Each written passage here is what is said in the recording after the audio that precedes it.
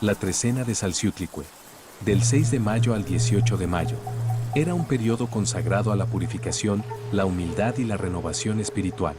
Bajo el manto de la Señora de la Falda de Turquesa, se realizaban baños rituales, ofrendas de agua y plegarias para limpiar el cuerpo y el corazón, reconociendo que el agua es fuente de vida y espejo de transformación. Era un tiempo para soltar culpas y cargas, para aceptar los errores con sinceridad y abrirse a la claridad que surge del reconocimiento.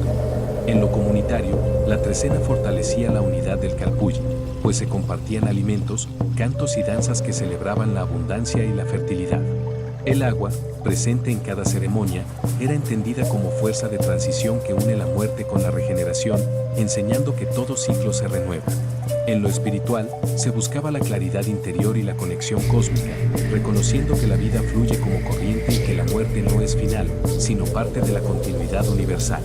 Así, la trecena de Salciutlicue era un llamado a vivir con humildad, a purificar el espíritu y a celebrar la abundancia de la existencia, bajo la protección de Salciutlicue que envuelve y protege con su falda de turquesa.